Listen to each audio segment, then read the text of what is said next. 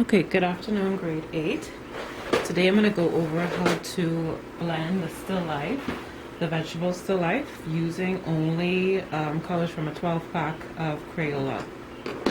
Because that's what everybody would be able to get. These packs would be right in the food store. And so I have a yellow here. And in the 12 pack comes yellow, black, red, violet, light blue or sky blue, dark green, blue, a light green, which I don't have, so I had to switch out for a light green, and a Prisma, an orange, white, and a brown. Now this isn't the exact brown, but it will be fine. It will work fine. Okay, so I want to keep the colors on hand. So the first thing I want to do is I want to see what colors would work best for my still life. Okay, so that's what I'm going to do first. So I'm just taking another sheet of paper, and so I'm looking at my eggplant, which is mostly, to me this looks black, but I asked around, and apparently it's purple and black. So what I would do is just blend these colors on a separate sheet of paper, making little value scales to see what color would work best. I'm just going to put some purple over the top of that, which also will help with the blending. And yeah, that looks about right. Okay, so you see there. So that's how you know what colors you'd need for that particular vegetable. And then the top has some greens. Doesn't have too much of dark green, a little bit in the shadows. Dark green, a light green, and a brown. That's what I would use for these spots. Okay, so you can see you're just going and testing out colors and seeing what will work best for which vegetable.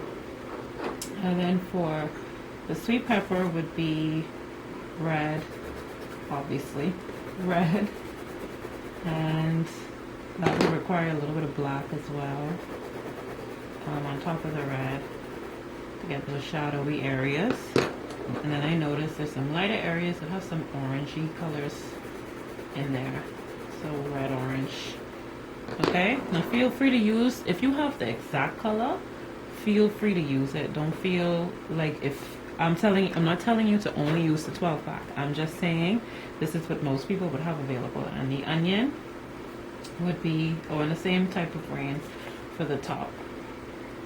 Okay, more brown. This one is a darker green, so I would have more dark green in there. And then for the onion, I would go in with a brown, very lightly. It has some darkness in it, so I could press darker. So the brown that would come in the actual pack of Crayola 12 pack might be a little darker than this. So might need a little black for shadowy areas. Sorry, my table is shaking. Let's try to make it sturdy. And I notice there's a little green in there, a little green, a little yellow. So just keep all the colors on hand. A little yellow. Okay, just to see, and you could always go back to the sheet to see which colors you need to use.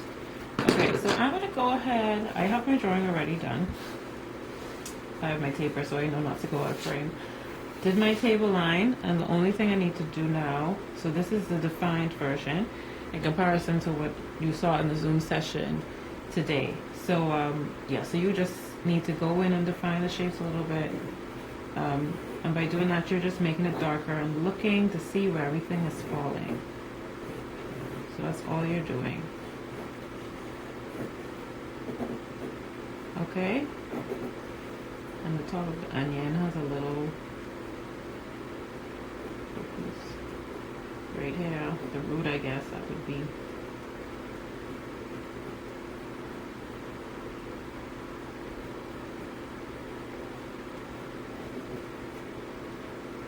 Okay, and I have a little bit of roots coming out here, but don't worry about the details just yet. You could always add this at the end. And the last thing I'm going to do is draw in my shadows.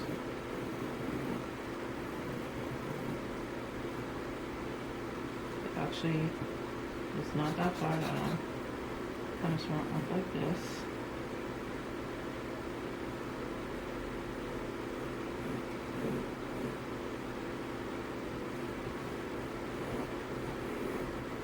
So I'm just gonna add my shadows in, and I have my table line in. So in the next video, you will see how we go about shading.